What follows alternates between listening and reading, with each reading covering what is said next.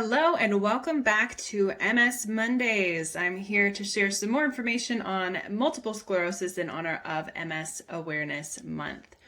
So I figured today the topic that I would share about would be MS research and advocacy. So today kicks off the National MS Society's Public Policy Conference.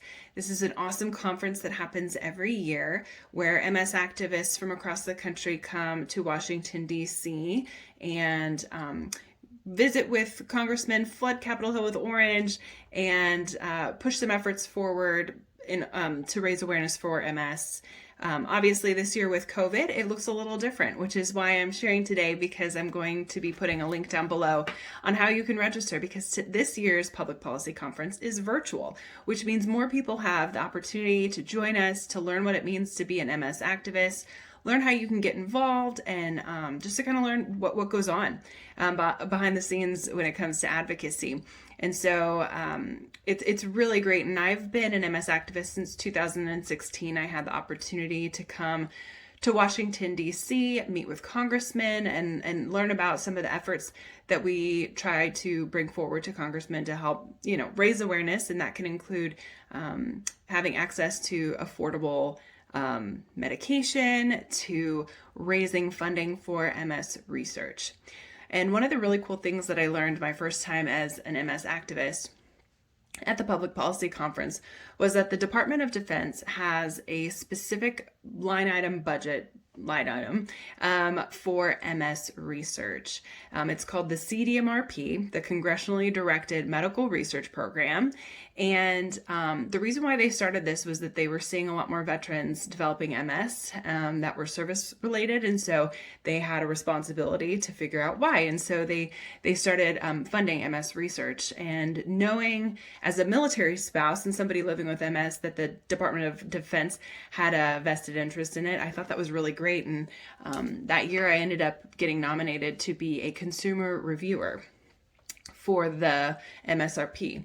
And so you're probably wondering, what does that mean? Well, one of the really cool things is that I learned is that people living with MS, we have a voice and we have an opportunity to use that voice to help push research forward. So as a consumer reviewer, I sit on a panel with some of the most brilliant people, PhDs, doctors, scientists, researchers, and we read research applications and figure out if they fit the criteria for the research focus areas.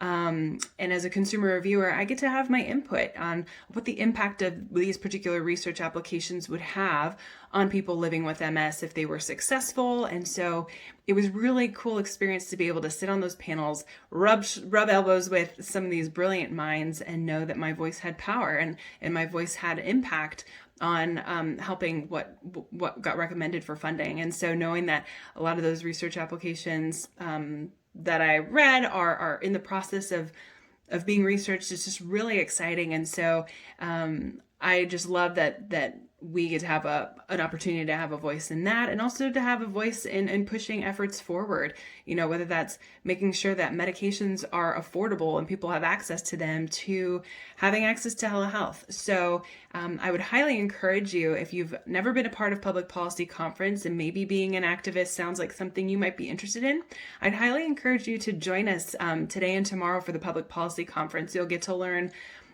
really what goes on Capitol Hill and how you can be involved.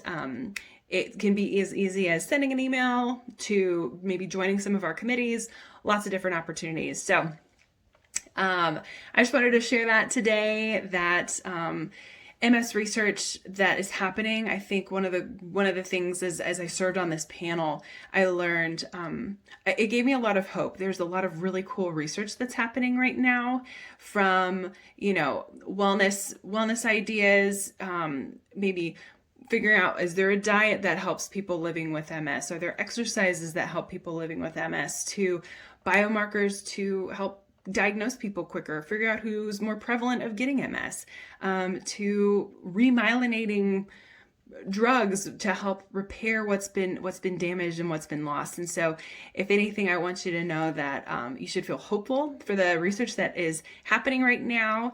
And so that's one thing. And just also know that your story has power. Your story has the power to influence whether that's research or whatever the case may be, know that your story is unique to you.